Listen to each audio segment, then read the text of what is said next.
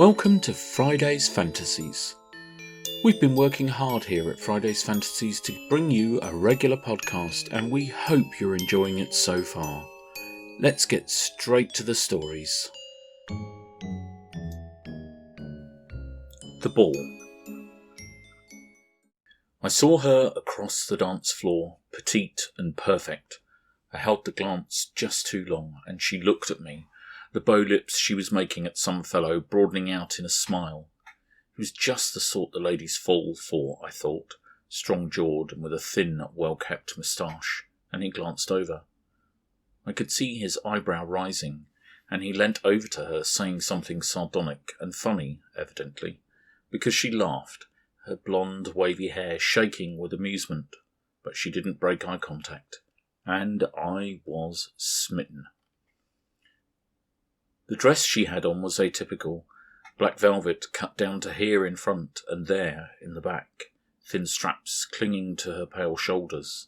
She walked like a cat, the long skirt sweeping around her, straight across the dance floor, completely ignoring all the people shuffling around her in a semblance of rhythm. She kept her own smooth march towards me as the dancers shifted out of her path without volition, and she came into my arms without a word. I have 2 left feet, but we were dancing as smoothly and effortlessly as if we'd known each other since the beginning of time. I led, but by a magic I've never been able to fathom, she showed me what she wanted. A spin, a dip. It was flawless.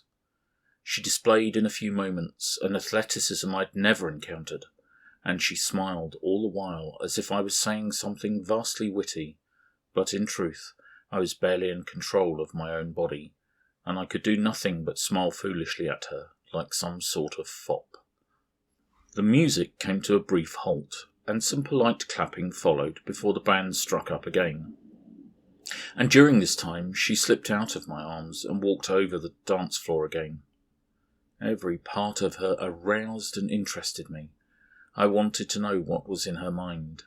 Her dress left simultaneously everything and nothing to the imagination, and I found my imagination to be very broad. I realised where my gaze had rested when I saw her hip stop and thrust out as she turned. Thus far she hadn't said a word. Now, the next thing that happened I wasn't expecting. A woman like that, she demands, she commands. I've been with women. I know their tricks and proclivities. But she was something else, someone else. She turned her head, but not her whole body, and she stuck her hand out behind her as if I were meant to be holding it, like a partner, a lover. It wasn't the imperious command she could so clearly call upon, but a different kind of entreaty, and I began to make my way over. My journey was not as smooth as hers. Dancers passed in front of me as if I were invisible, apologies in passing, slight critical verbiage. I say, old man, and I felt impeded at every turn. She tapped her heel impatiently, and the resistance flowed away as water flowing down a hill. As clumsy as I am, the path was clear, and I held her hand in an instant. It surprised me, because I had already built an image of her that was 10 feet tall in my mind, and her hand was tiny compared to my great mittens. She walked me to her friends. They all had to look up to me, even the good-looking fella. Looking at me, she seemed to divine something, and said, "I'm going to introduce you now." My God, her voice! I could never have been ready, for it was silk bed-sheets, milk and honey. Clearly contralto, she still had the high, smooth tones of someone with a range all the way up to a soprano. The words flowed forth from her as if rehearsed for a talkie, but any actress would be put to shame by her. I was barely able to bring my thoughts together, as if a charm had been laid upon me, and I dare say, dear reader, that one might divine that such had happened, for I was already enthralled to her, and her friends were engaging with waiters and such while they politely waited for me to recover from this bliss. Eventually, after some sort of epoch had passed, I coughed slightly. "Ah," she said, My friends, Miss Buffy Pinkerton, Miss Cecilia Concordat, Mrs. Hope McGill, Miss Julia Tatworthy, Mr. Foster, Mr. Kenneth Forster, and Mr. James St. John Smythe Fotheringill. This last was the handsome man she had been talking to before. I greeted each one in turn, and turned to her again. And I am Catherine St. John Smythe Fotheringill. I took her hand in a kind of shock as the world crystallised about me. Don't tease the man, darling, Fotheringill said kindly. Catty is my sister. I was still pumping her hand up and down mechanically, and stopped mid-pump, which gave her the opportunity to disengage. Oh, I'm so sorry, dear. I couldn't resist. Neither could I. Won't you tell the people your names so we can all be familiar with each other? She had changed her grip to one around my elbow at this point, and swung coquettishly around this pivot while looking up at me with her baby blues. I felt old. The one thing about my tradecraft is that I rarely give away who I really am. In some way, I'm usually playing a role, and I suspect all other people of doing so to some extent, and so I looked away for one brief second to give myself a chance to think about what I was going to say. C always advised me to have somewhere to run to and some cover story if there were any doubt at all, and at this point I had nowhere to run, and I couldn't possibly hide from this woman. In addition, I couldn't think straight, not in her presence, and not with her hanging on my arm and my word like this. Smith, I said. It had this single virtue. It was the truth. John Smith. Another round of handshakes, this time accompanied with, How do you do, Mr. Smith?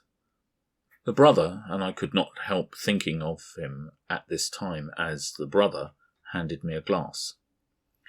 Thank you. Catherine, Miss Fotheringill, Catty, snuggled up to my arm. Do tell them what you do, darling.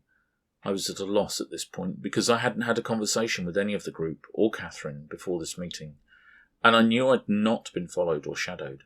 I'm expert enough to know this, so I came out with the cover story. I'm rather something in the city, brokerage, bonds, that sort of thing. I took a sip of what I immediately assumed was some sort of flamethrower fuel or poison, but the gentlemen seemed to be drinking it, so I kept a straight face and watched carefully in case any of them dropped dead on the floor. Oh, darling, Catherine drawled. Tell them really. The band broke for a moment, and we all clapped again. My black tie began to feel somewhat tight. Whatever do you mean? She took a step away, holding my hand, and looked exasperated. It was the sweetest, most endearing, most piercing look of exasperation I had ever seen or ever will. I looked around in what I now think must have been the most obvious way possible, since I was the tallest person in the room, and sighed. I am a spy for His Majesty's Secret Intelligence Service, Section D, actually. I couldn't quite believe the words coming out of my mouth. You couldn't have got these words out of me under torture, but I gave myself and the service up willingly to this young woman and her friends. Mentally, I knew I would have to report to C and give myself for court-martial. I think I need a bit of a sit-down. What a good idea, said Fotheringill. Let's go to the table. The tables were big and round and exquisitely set with cutlery and accoutrement for at least 4 courses. As soon as the group sat down, most of the crowd dissipated to the other tables. Bunny, would you mind, my dear? Fotheringill said as we sat down. She nodded briefly and closed her eyes for a second. A butler appeared at my side. He was not elderly, but something about him seemed as old as if he had seen much, as he might have. He had the straight bearing of someone military. Miss St. John Smythe Fotheringill requests that you take a seat we have just prepared next to her, if you will be so good, sir, and advises that your confidentiality is maintained while you are in her company at this table, but not beyond it. I must have gaped a little, because the man gestured to a seat at the table. Catherine was sitting in the next, and patting the place-setting, at which another butler was placing a card. I am Ponsonby, sir, said the man standing by me. If you would. I finally moved in the indicated direction. He held the chair out for me and I mumbled some ungracious thanks.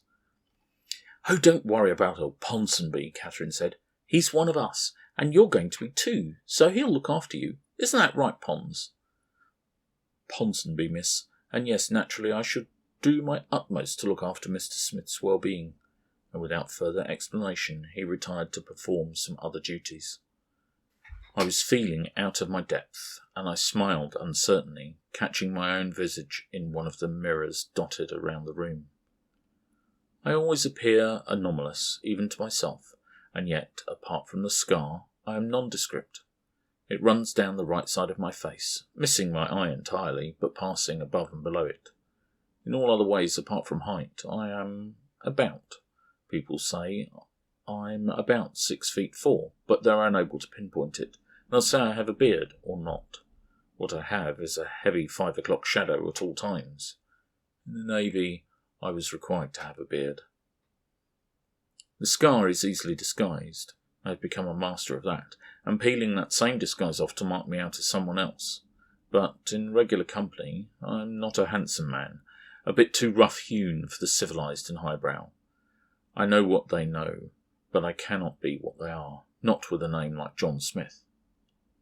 When I tore myself away from my internal contemplations, Catherine was looking up at me. "I know who you are, John Smith," she said seriously. "Are we in some sort of bad novel, Miss Fotheringill?" She laughed like a bell ringing. "Terribly formal, John. Call me Catty. Everyone does." She reached for a glass, and a waiter promptly arrived to fill it. It did not wait for her to approve, but filled the glass a third full before she pulled it away and took a swig. To me, she looked like she was dancing ballet on point, a fairy fluttering in the wind. "I shall do no such thing, Miss Fotheringill," I said. She clasped the glass to her, curling her hand around it like a snake around a tree. I looked at her more closely. Something was different. Her hair. It had been bright blonde with ringlets, and now somehow she was sporting a black, straight bob, cut short in the style of 10 years previously. "I shall do no such thing, Miss Fotheringill. At least call me Cathy. You and I don't need all that formality." I reached out to the table for my wineglass. It was empty, but before I could even begin to draw a sigh, Ponsonby was there holding a bottle out for my inspection. Seeing this, Catherine turned to her neighbour, Mrs. Hope McGill, and began talking animatedly with her, but the conversation was lost in my attention to the butler, of whom I remembered once more that Catherine had said he was one of us. I nodded my approval of the bottle, known to be a rather nice 29 Bordeaux, and let him pour a little for my further approval. Knowing I had his undivided attention, I let my hand slip down the stem of the glass, and instead of raising it, asked, "Ponsonby, man to man, what's going on here?" I could see him composing a carefully neutral face, but there was some little tension in it before he answered. "I am not entirely at liberty to say, sir, but I can tell that you are being recruited." I looked closely at him. "It will seem peculiar, sir, if you do not try the wine at this time." I glanced around the room briefly and raised the glass to my lips. The wine was good, well-aged and rich, centimillion. A harvest under the highest sun, and predicted not to last well, but as usual, time had proven the pundits to be sadly mistaken, and I could not help be distracted by the vintage for a brief moment. I rolled it around and nodded my approval, and while Ponsonby poured the glass 2/3 full, thereby marking me out a serious drinker, he continued, "The company you are presently in is blessed with some unconventional abilities, but I should assure you that they operate with the knowledge and consent, largely, of His Majesty's government. Miss Fotheringill has become somewhat enamoured of you. I think she did not expect you to be so—" He paused, looking for a diplomatic word. "Accomplished, in person." He stood up straight. "The first course will be along shortly, sir. Can I be of further service?" I shook my head, thanked him, and he glided off to perform some further flunky work somewhere else in the room. Fortunately, he'd left the bottle. Catherine's attention quickly returned to me. "Has dear Ponsonby explained everything, dear?" "Ponsonby, he stated smoothly, walking past and away again. She darted a look at his back and stuck her tongue out at him. I recited some mantras I prepared to help me keep calm and, unaroused. I almost jumped out of my seat when she let her hand casually touch my knee. "Has he explained everything?" she asked again. "Almost nothing." I was surprised to hear myself stammering. "I could stand to hear a few more details." "Ah!" I started, and moved her hand firmly from my leg, we'll say, to hers. "Perhaps we should pay attention to the table?" She laughed that tinkling sound again, and I bit my lip in an effort to control my feelings and other things. The soup came. Now that I could see the table with a partially clear mind, I began to absorb little details. Mrs. McGill was sitting on the other side of Catherine, only when no one in the room was looking at her, as far as I could determine. Miss Concordat ate with a knife and fork with the opposite hands and the American style, cutting and eating as she went.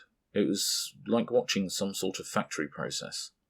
Miss Pinkerton was entirely normal in the matter of eating, but she maintained her hat upon her head, unlike all other ladies in the room, and very occasionally there would be a slight movement, as if it were not pinned to her head correctly.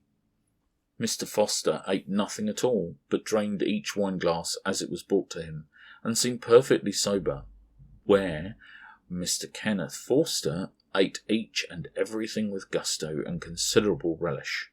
He was dressed in the formal military uniform of a sergeant in the U.S. Army. Miss Tatworthy ate and drank normally, and it took me some time to work out what was going on, but then I realised that nothing came within 1/32 of an inch of touching her skin. Fotheringill caught me looking across the table at him, and I realised I'd been doing so somewhat intently. He was also blonde, as was Catherine when I had first caught her eye, or she had caught mine, and I felt a lesser movement of feeling for the man. I'm well aware of those gentlemen who prefer the company of other gentlemen in, we shall say, more intimate circumstances than might be customarily acknowledged in polite society, although I have determined that polite society accepts such things more readily, if more discreetly, than the commons. I am not one of those gentlemen, and I am not accustomed to having feelings such as I encountered that evening for my fellow man. He smiled some more. "Don't worry, old man. It's all make-believe." He tapped his finger on his temple. "Catherine and I don't normally keep relaxed company, and everyone else here is used to us or oblivious, so we let ourselves off the leash a bit. Here I'll—" and he frowned for a brief moment. Everyone looked at me all at once. It hadn't struck me until that point that although they were nodding and smiling, acknowledging as if deep in conversation, not one of them had spoken since we sat down, except for any interaction that involved me. I stood up abruptly and realised that I was about to make a scene. "If you'll excuse me for a moment," I said, bowing politely and placing my napkin carefully by my plate. A waiter was by my elbow. "I've finished with the soup, my good man," I said. It sounded incongruous coming out of my mouth. Fleeing, I visited the gentleman's facilities. It gave me a moment to think. I knew that for whatever reason, I could not give up Catty, so I could not leave. But by the same token, I was being drawn into something I could not understand. A fellow was looking at me in the mirror. I recognised him immediately. It was C, the head of my service. He was washing his hands industriously. "Looks like you missed something there, old chap," he said, pointing at my hands. "Best not leave it, eh?" I took the point and switched both of the taps on. He leant over and said in my ear, "They're not my lot, but they can be trusted. If you go with them then, we're not going to see you again, so best of luck." He turned off his taps without waiting for a reply. I went to dry his hands on the towel waiting with a butler by the door. "Windy night out." "What?" he said more loudly. "Still, shake it off, huh?" "Quite right," I replied, acknowledging the phrase. "And turn your collar up." He paused infinitesimally. "Exactly. Good evening." And he walked out. The butler handed me a towel, and I dried my hands. I don't know why I said what I said next, but I put it down to an involuntary desire to acknowledge my old life and my old boss. Good man, that. The butler clearly didn't know what to make of this. He ignored it for a second and then bent down to look under the stall doors. Obviously this was unusual, and I waited for him to straighten up again, but when he did so, his features and clothing were all reshaping in the most horrible way, reflowing and moving like molten lead. When the hideous transformation had stopped, I was looking at Mrs. Hope McGill. I must have looked horrified because she barked at me. "Snap out of it, man!" Quite unlike the genteel-looking woman she had seen at the table. "Obviously we weren't going to leave you unsupervised. You're new on the team. We don't know who might get at you." She wheezed a bit. "Damn, that was too quick. Check the coast is clear, man. But, door, quick, before some clown walks in." I checked, and we were in the clear. We exited, and she quickly assumed an air of being accompanied as we made our way back to the table, where the fish course was arriving. Salmon or trout, and some sort of strongly flavoured sauce. Unusual. I was looking around the room and absent-mindedly arrived back at my own seating, but there was a little cough, and I whipped around and held the chair in Mrs. McGill's place for her. Acknowledging this with a nod and a smile, she seated herself, though I wasn't about the designation at this point, and I returned to the seat. Catherine was waiting for me. "I'm so sorry, dear. This must be vexing for you, and I have fallen in love with you. I truly have, but it's my job, you see. It lets us vet you. Do you see?" I think that is when my heart broke, and I knew these strange people could see it. I kept a straight face, but inside I was in turmoil. I performed a calming exercise and steeled myself for what was to come, but even that wasn't as expected. "But it's more than that, darling Smith, John Smith. I know you've lost your heart to me, and I never do this, but I've lost mine to you too." She clasped my arm. "None of you are human," I said thickly. "Oh, we are," she cried. "Honestly, and cross my heart, I hope to die." She continued.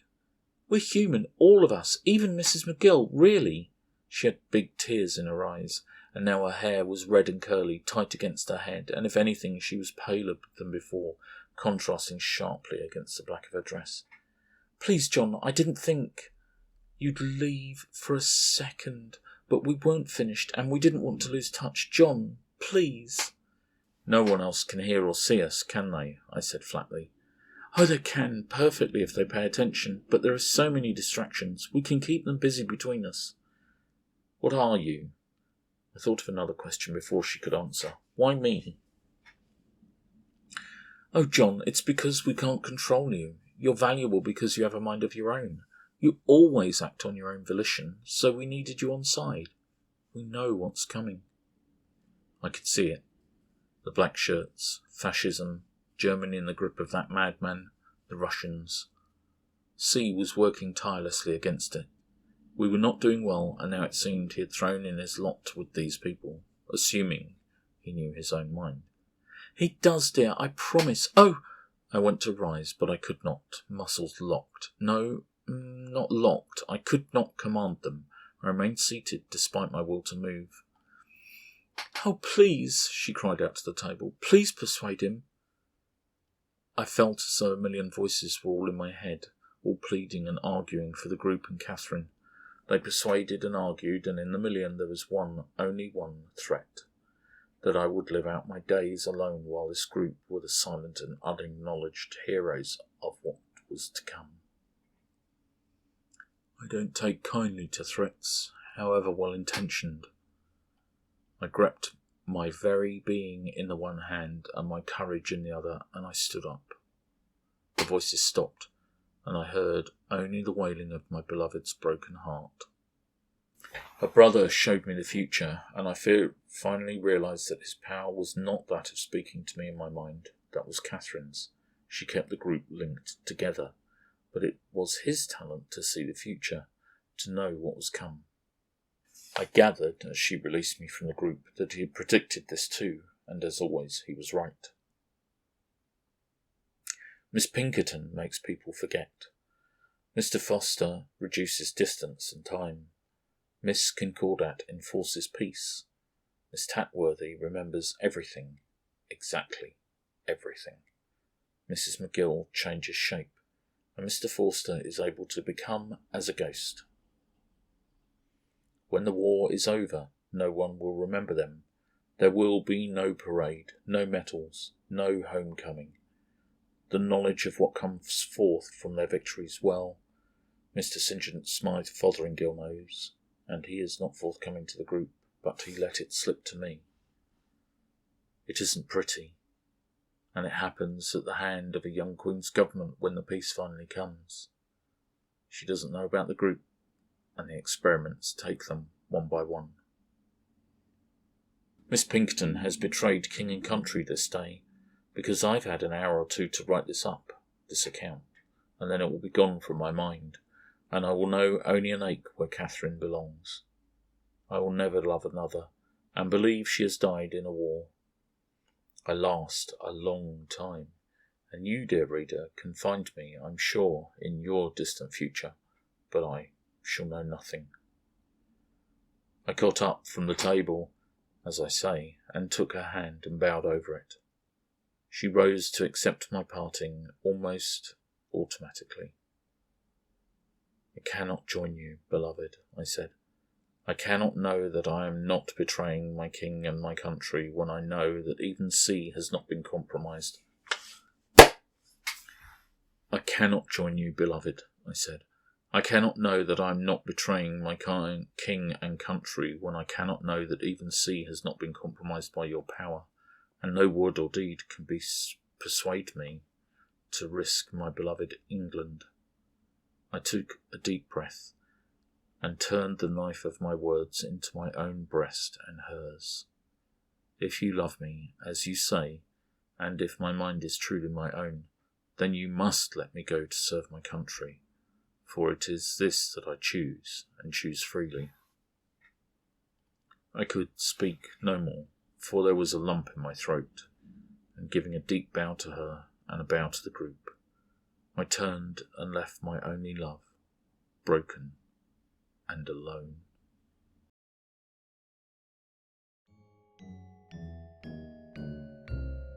The music for this episode was by Jazar from betterwithmusic.com, released under Creative Commons Share-alike license.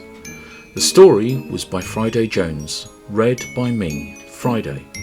Critical feedback and support was provided by Hayley Hattle. This has been a podcast of Friday's Fantasies, Stories by Friday, and forthcoming, a serial. Find the podcast wherever you listen to yours.